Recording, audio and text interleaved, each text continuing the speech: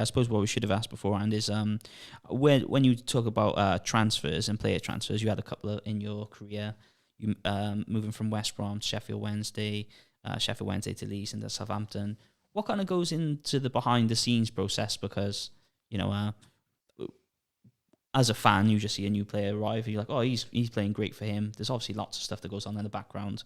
Can you just talk about some of your moves and how they come about? It's not always as straightforward as it seems to the outside, and you can't say anything because you're always bound by, you have to sign a confidentiality. So, right, okay. From the outset? So literally, if a club's interested in you, bang, sign. Not from the outset, but when the deal's done. Right. Depending on how you leave the club and why you leave the club, there's always a confidentiality clause put in there. So, like when I left West Brom, it wasn't something I wanted to do. I didn't want to leave West Brom. The club was skint. You're a 19-year-old kid, and you've just been told that you know the club's skint and you want to go, and that's it. So you just have to get on and speak to the clubs that are interested in you. At the time, I was a young kid, so it wasn't that my family didn't come into it because I wasn't married or whatever. So I made the decision to go to Sheffield Wednesday, as I said, with Ron Atkinson. I had a fallout with Trevor Francis here at Sheffield Wednesday, which led to the move. It wasn't a move that I wanted, which the fans now know. I couldn't say at the time because I was bound by a confidentiality, and I got a lot of stick from the supporters because obviously I went from Sheffield Wednesday to Leeds, but it wasn't that I went to Leeds United. I went to play for Howard Wilkinson. Yeah. But I had a fallout with Trevor Francis, and I did actually sign a new 5-year contract, of which they had to pay me up before I went. Oh, okay. And that's why they made me sign a confidentiality. So how long are those agreements where you can't speak about stuff? Well, they just vary, or when you're out of football, what can they do? Yeah, fair enough. But but then when you have a family, say for instance, when I went to Leeds United, again the factors that play into parts were my kids were in school in Sheffield. You got your home in Sheffield. I didn't have to move. Leeds was 40 minutes down the road for me. So you have to take all those factors into consideration. You've also got to look at, for me, I think Jack Grealish is a really, really good player, but I have no idea why he went, apart from getting the money, I have no idea why he went to Man City, because I know he played an integral part last season, but this season he's hardly played. He's played 7 games. Man City don't play the way that Jack Grealish plays. So for me as a player, you've got to look at, when you decide to move to a football club, how you're going to fit in that football team. Does it fit your style of play? Does the manager fit your style? The money, listen, I remember Ian Russ saying to me, get on with your job. Be the best you can be. Don't worry about the money. If you're good enough, the money will come.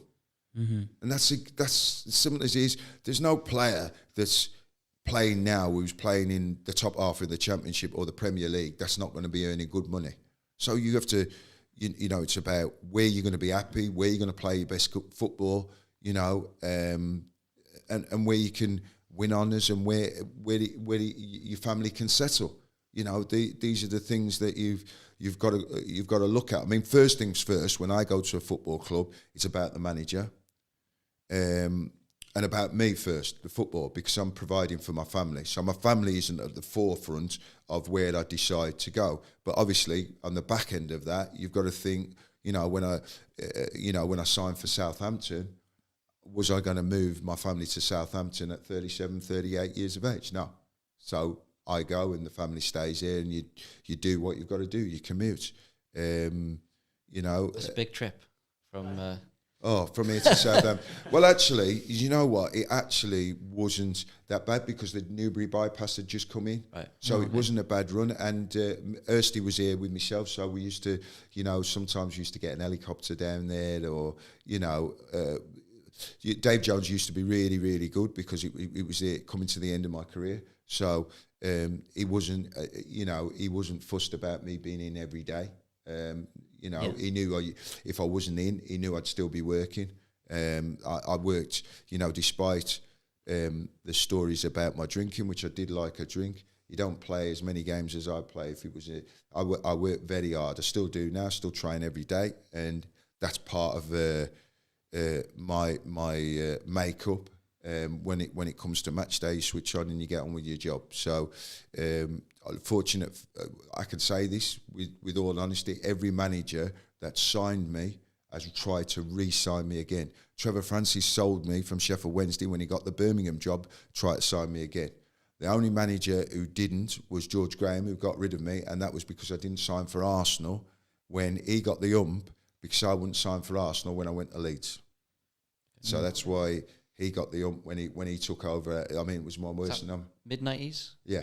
Yeah. Yeah. So he got the hump when he took over. When he took over. Imagine you and Vieira playing together. That would have been amazing.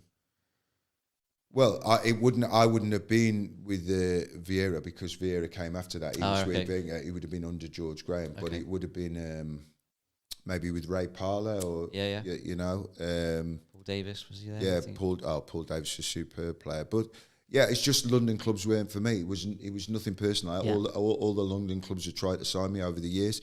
I like living in Sheffield for me was brilliant, because I could go to the pub on a Friday night. Big Ron used to know that. I used to go and have a couple of pints of Guinness, and nobody would say anything. But you couldn't do that in the capital. The spotlight was on you. I loved living here because I came here when I was 18, 19. I still live here now. This will always be regarded as home to me. My 3 kids are born here. I've lived here longer than I've lived in West Brom.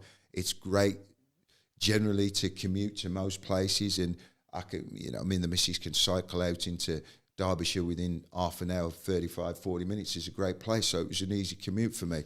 And I was able to live, even playing for England, somewhat under the radar here, having a drink and, which was part of my makeup.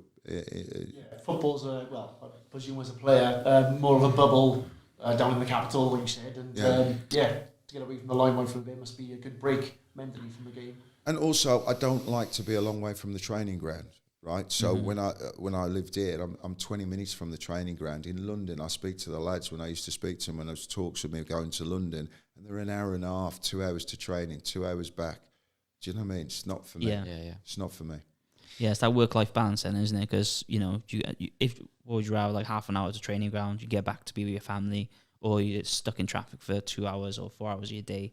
Especially when at a top club, you're playing 3 games a week, minimum, 3 games a week. Yeah. And that's hard work. I mean, people don't realise that. I mean, I did an after dinner last night, and I put the stats down so people understand how rare it is to become a footballer, and even rarer to become a top footballer. If you take 92 football clubs and work on average that most run with a 30-man playing staff, that means there's 2,775 footballers in a population of 64 million.